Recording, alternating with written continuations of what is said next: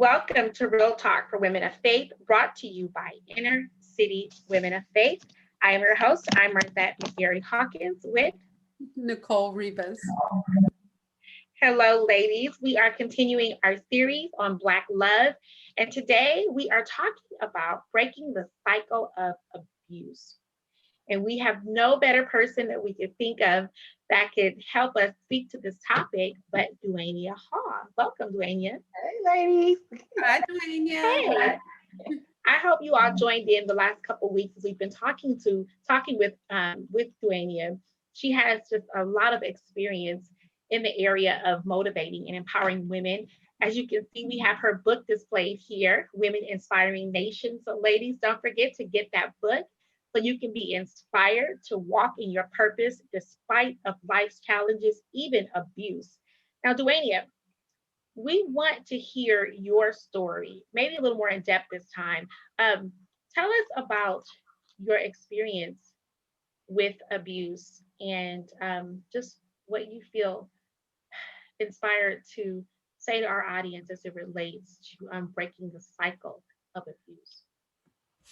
Well, one thing for one of my major experiences with domestic violence is a situation where I was almost killed. And I say that literally, not just figuratively. I was engaged to a man. This was my fiance, and we had moved in together. I think we had just been living together really just like maybe a couple months. We had moved into a nice little townhouse like apartment by the airport in LA. And, we both had jobs, we're working, doing our thing. And he was going through some personal problems or whatever things that he didn't want to communicate. And he did begin to just, I guess, act different and become distant. But none of us, myself or close friends and stuff, like even other couples that we were close friends with, like we all noticed that he was off. But we always, it's easy, we quickly go into, oh, he tripping, whatever. And that's just it. I didn't know what was going on. Like I said, he wouldn't communicate, but I was just like, I can't be doing this. This is not cool. Just different things that were happening. He started talking to me differently and degrading ways, and being disrespectful and things like that. And I'm like, this is, in my mind, I'm like, this is not healthy. I'd have seen this before. Nope, not doing it. So we had a long conversation about just backing this up. So I ended the relationship, but the understanding that I had was that we were going to just kind of back up to where we were as trying to be friends, and then move back into trying to maybe date again, and then see if we just stay friends or see where this goes, because what was happening was not good. So he seemed to agree with that. And we went to bed. We went to bed separately because we had also determined in our conversation agreement, he would take this bedroom, I would take that bedroom, as we try to back up and see where we're going with this. So I'm sleeping, peacefully. And I don't know what he was doing. But the next day, I was, long story short, I was washing my hair. That day, I was going to go to work and then go to my little cousin's graduation afterwards. And I was in a towel, just a towel, and I was bent over in the sink washing my hair. And he came in and stabbed me the first time. I did not know that's what happened because I had never been stabbed before. All I know is I felt this super sharp pain in my shoulder, and I felt almost paralyzed, like I couldn't move. I had no idea what happened, and I just turned around really, really slow in my towel, and he was standing in the doorway of our kitchen, and he was standing there looking like something that was not human. The look in his eyes was very demonic, and he said to me, if I can't have you, nobody can. And I just really tripped out in that moment because I was like, okay, I thought that was just some crazy stuff that people said in movies, but this fool just said it to me. And he was standing there holding a knife. And we ain't got time for all them details, but by the end of this situation, that particular day, I had been stabbed 22 times. I found myself laying on the floor in our kitchen in a pool of my blood, and didn't look like I was going to make it, as I was surrounded by sounds, sirens, police, ambulance people just everywhere. I remember the ride, in the ambulance. I remember being in the hospital. I remember doctors and nurses all around me, just all this noise, and the doctor saying, "You're going to be okay." It didn't look that way, but he was trying to be positive. And I remember hearing a drill, and then I just kind of went out. They had to drill holes in my sides to put a tube through because my lungs had collapsed, and so the tubes would help me breathe. Just so many things happened in that situation, but I think that situation left me just like stuck in devastating shock for a long time, just in disbelief that this happened to me, that he did this to me. Like I say, with this person, nobody thought it was him. Sometimes friends and you see that they in crazy stuff and you've told them they need to get out of it and all of that. But this particular situation, everyone, even my dad, everyone was like, well, who could have done this to her? And where is he? They're calling his name. Like, where is he at? Does he know? Like, there's nobody who thought to blame him, because that was just not something that had come out in our relationship before. But it totally flipped my world upside down. And so that was just a terror that came in the form of abuse, but almost killed me. So that is why I continue to speak out to help people with domestic violence and just teach people. And of course, a lot of people say, okay, in any situation, this one, others, or even as I said, well, he started acting different or whatever. Why did you stay? A lot of people, that's a famous question. Why did you stay? Why don't you just leave? And I will tell you that sometimes it takes time to free yourself from the illusion of who you fell in love with. You may find yourself holding on to the representative they sent, who played the role very well, and then you become paralyzed in their unmasking and stuck in disbelief, and you find it hard to accept that you could have been deceived to such a degree, to now be living with somebody who seems like a stranger. And then once the abuse becomes a part of the equation, now you are fearing for the ending of your life. So you stay in a life that is ending parts of you daily, while you are silently begging God to see the red flares in front of your house. This is often the why of why women stay. I'm so glad you said that, because I think a lot of times for women who have not necessarily been in what they would define as an abusive relationship, right? So our last show, if you didn't watch it, because we talked about abuse being a spectrum, but for what they would define as abusive, still can relate to that, about that you stay because you keep hoping that it'll be like it was before. Yeah. I have stayed in many relationships long after I should have left, because I keep telling myself, this isn't the real him. Mm-hmm. This isn't the real him. The real him is who he used to be. The real him, he's just hurt. He's just scared. He just this or he just that. And if I just stick in there long enough, it'll get better. Mm-hmm. And I think almost any woman can relate to that. Yeah. And I think as women, we would say, but I wouldn't stay for him to hit me. Oh, well, you stayed for him to do some other stuff. Yeah. Maybe before you were in that relationship, you said you would never. Yeah. You said you would never stay with the man who cheated on you, but you stayed. Or you said you'd never stay with the man who didn't take care of you, but you stayed. So I think a lot of women can relate and understand. Yeah, let's be honest. Nobody wants to be wrong. Nobody wants to be wrong. Part of this saving yourself is you being courageous enough to say, I was wrong. This and for me, it's not even just as simple as this is a bad person. This is a matter of I was wrong because this is not the person that I need to grow with. This is not the person that has the capacity to be a purpose partner for me. It's just that simple. And a lot of people are not courageous enough to say I'm wrong. And so we will keep ourselves in position in situations that keep us appearing to look as if we're right while we are dying a little bit every single day. And I would just say to anyone out there, hey, it's okay to be wrong. It's okay to be able to just there's a lot of freedom. And honestly, it's a very brave thing to be able to say, yeah, I was wrong about that. Mhm.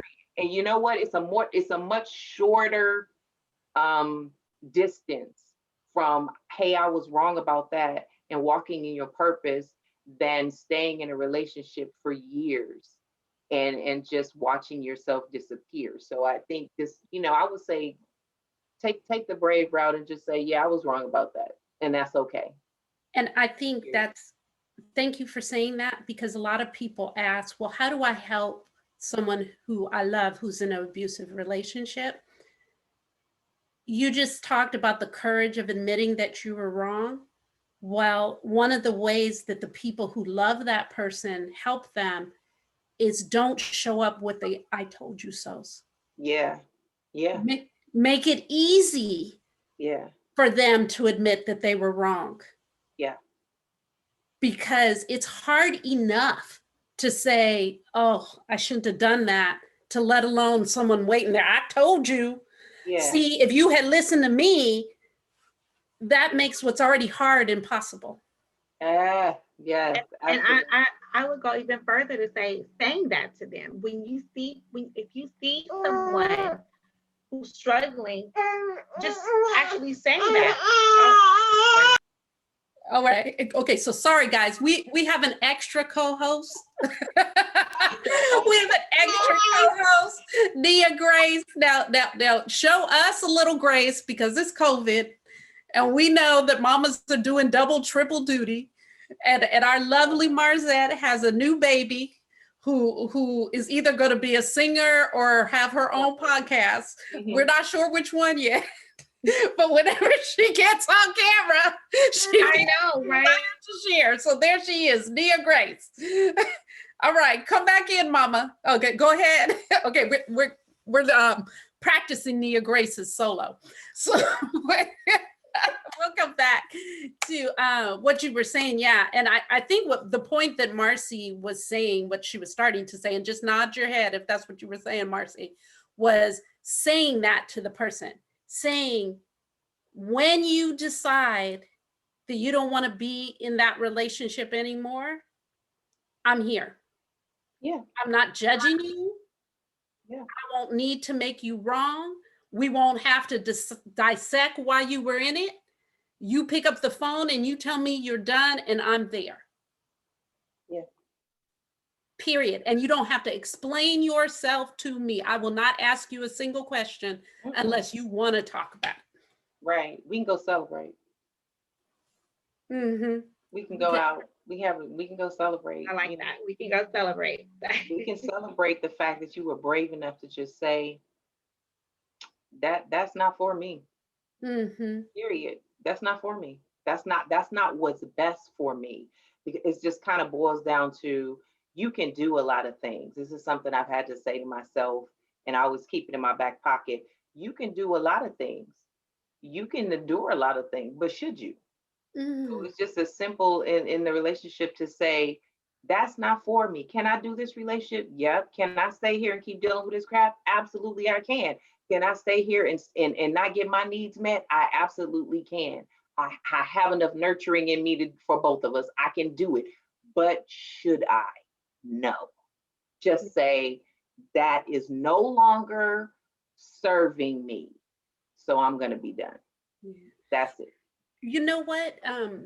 As you were saying that, Dwayne, and please forgive me if I don't communicate this right, because as you were speaking it, something that was traveling through my mind is that as Black women, a lot of us have not grown up in a household where there is a male-female relationship that we're observing on a regular basis. A lot of us have grown up in a household with a single mom. Yeah. And so when we model what love looks like, we model it after parental love, motherly love, Mm. and motherly love is very selfless. It's very sacrificial.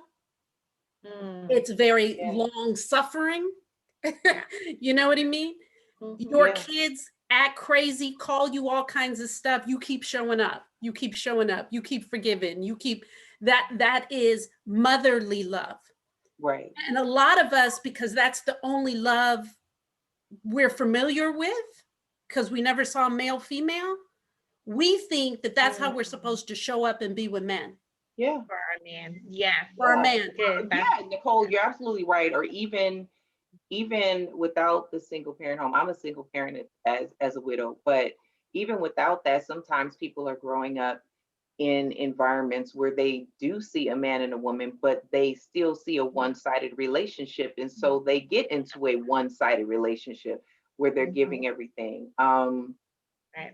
And it's not simple, but it's urgent. And so I would say part of the cure to that is self-love, really, really getting to that loving to yourself. Like I said, I'm a widow, I'm a single mom.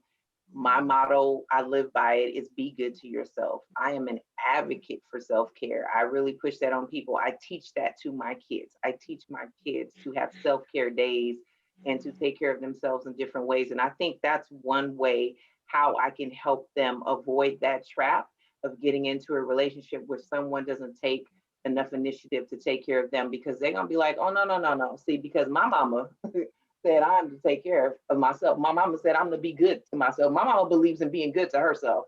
She get massages, she does what makes her happy, so there's still a way. I want someone to know that even if you're a single woman, that you're not missing nothing.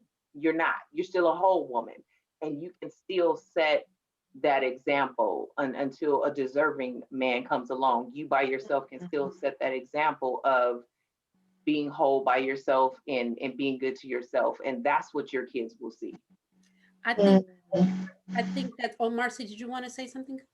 I want to piggyback on what Duane has said about as a single parent actually demonstrating health or displaying health so that your children, especially your daughters, right, our Black daughters, our daughters are able to see what a healthy woman looks like. And I think that in doing that, we have to look at ourselves and ask that question. We look at ourselves and do a self-assessment, even professionally, like get some resources that help you see what health looks like, and then compare yourself to that, and then do the work to be healthy so that you can demonstrate health to your daughters, so that they're not like Nicole had mentioned, they're not stringing along unhealthy or abusive relationships. I think that's important, because a lot of times we, like you're saying, well, let's demonstrate health and wholeness to our daughters or our children, but a lot of times we're not healthy. So we don't know how to, and we don't know that we're not healthy. So I think we have to do the work, ladies, of digging in deep and exposing our weaknesses to ourselves, like, and recognizing where we are weak, where we are damaged, where we are lacking, so that we can receive healing, the healing that we need. Yeah. Because we can't demonstrate or give what we don't have. So a lot of times we're saying, get out of this, get out of that. But a lot of times, you know what? Our capacities are very limited based on our own stuff. So I just wonder, how do we as women begin to just back up and say, you know what, I gotta get healthy. Not, because self-care, we can get in. A lot of times self-care can even be unhealthy, because I'm so focused on me, and I'm gonna enjoy. You see women that are calling what they're doing self-care, and it's really they're still broken. They're really doing some real broken stuff. Like, okay, because I go out by myself and I make sure I look good and I make sure I go to the spa. That doesn't mean that you're properly providing yourself with self-care. I think self-care starts with the inward work, the inner work, making sure that I'm not one holding unforgiveness or bitterness, or that I'm not still hurt from seeing from seeing my mother in unhealthy relationships when I was younger. I'm not hurt still from my father leaving when I was younger, or I'm not still damaged by seeing my mother and father, or my mother and whomever, or my father or whomever in an unhealthy, you know what I mean? All those things that are affecting me now, that are the result of me in an unhealthy or abusive relationship. And they also result in me continuing to demonstrate that to my children. So I think the work starts inward, that self-care, that it starts inward, that but it really starts like doing the work inwardly. Yeah. Yeah, self-care and all of that. I did mention massage, and that's what I need. That's what I want. But I did the work. Like all of those things that you mentioned, doing that inner work and looking at what do I need to change? What do I need to heal from? All of that is part of self-care. And I did So all of it. Tell us about that. Tell us about what is that? Tell us about that. It's not an overnight thing. It's kind of just being able to, it starts really at the base of being able to say, and this is not easy to say, that I am not okay. I am not okay. And for me, I did go through different therapists. It was so funny because it's like a lot of people, with something I didn't want to do. There's a lot of stigmas that were around about therapy before COVID. And I didn't want to do it, but I knew that I was not okay and I needed something. And so I was sent, kind of bounced around to different therapists, and that was very frustrating because going to therapy is just like kind of dating in the same sense. You got to find the right fit. And I even went to some people where they were like, oh girl, yeah. After I would share what I went through, they were like, yeah, okay, that's a lot. That's too much. We can't help you with that. And so then I was like, whoa, what do I do with that? And I had to go back before I gave up. I went back into prayer and was like, Lord, I don't know what to do. You say I'm going around to these people. They don't know how to help me. And, I'm sitting in here with people who crying because they got too much money. Look, what do I do? And so I really just took some time to pray about it, because I knew I wasn't okay and I wanted to be okay. And that's another big part of it. And I just flipped open this phone book, and right on there, I spotted where it said Healing Hearts Counseling Center. And I went, called, and by the grace of God, this was all God's doing. That's why I say you reach out to God. He will help you take every step. And the woman that I connected with for therapy through that company, she helped me not just as some psychologist, some therapist, she helped me on a spiritual level as well. And that's what I needed. And God knew that. So he helped me get to the right person. But it started with me being able to just out loud say, I am not okay. And then being able to out loud admit, I'm not okay and I want to be okay. And being able to try something different. Like, therapy is just not something that people that I grew up around did. Just like, we don't do that. So this was something different that I had to be willing to step into. It kind of gets into that, well, how bad do you want it? Are you willing to try something different? And then praying about it. I had to pray because, like I said, I was being bounced around to all the wrong people. And then finally I got connected to the right person. And that helped me a lot, because just me personally, I had seen a psychologist who just gave me a whole bunch of pills. Oh, girl, take this. Oh, girl, your story is so hard. Oh, yeah, take this so you can sleep. So you can take this for anxiety or all this stuff. But I didn't want to heal that way. I didn't believe my healing was in pills. I'm not against medicine. because I believe that there is some help there in the medical field, but I didn't want to just be popping a bunch of pills so I could go to sleep. I wanted real peace in my mind, in my heart, in my life. And so I had to take that journey.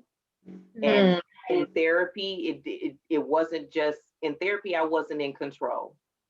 That was not easy for me, but it wasn't just as simple as we just gonna talk about this man who stabbed you. In therapy, the woman I got hooked up with made me actually sit down and analyze every man that I had been with before the man that stabbed me, including even male family members. She made me analyze all relationships connected to men and other things that we did. So that is what God knew that I needed.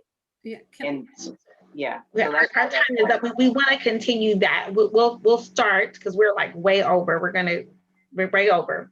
Yeah, So, can I hop in? I know our time's up. I'll sum up because I know our time is up. But I do Okay, want to but- say this for the because end. okay, because we're at like 25 minutes. Yeah, I know. Oh, you know? Okay, so we want to make sure because we're going, okay. What else? This is what we do. Don't worry about it. So no, I just wanted, because I knew we were out of time, but I want to put this fine point on it, and that I want us to continue. So come back because we're going to continue talking with Dwayne. But I want to rename this show. In closing out, I want to rename this show. We named it Stopping the Cycle of Abuse. I want to rename it Stopping the Cycle of Self-Neglect,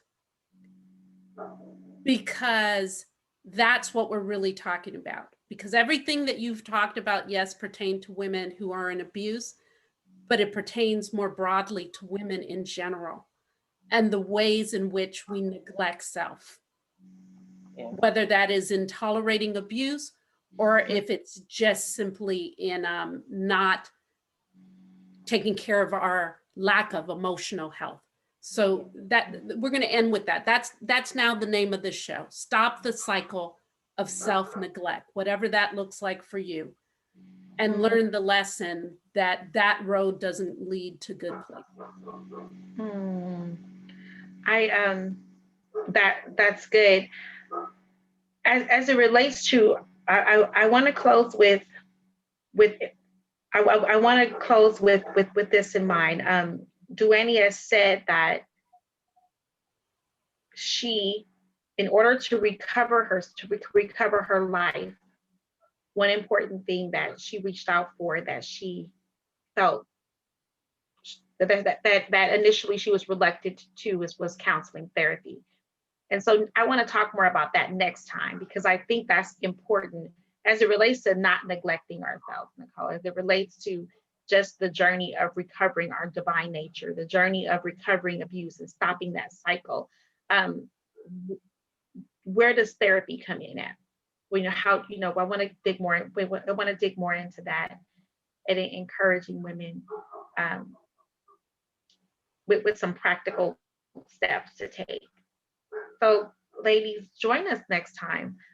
We really want to speak to this topic and hopefully help you get some practical steps for just reclaiming your life, reclaiming your divine destiny, your divine nature, putting a stop to self-neglect. We want to help you. We want to help. As we walk this journey ourselves, we want to impart what we are learning and what we have learned. So thank you again for joining us for Real Talk for Women of Faith, brought to you by Inner City Women of Faith. Follow us, like us, subscribe on Instagram, Facebook, and YouTube at Inner City Women of Faith. Thank you. Bye-bye.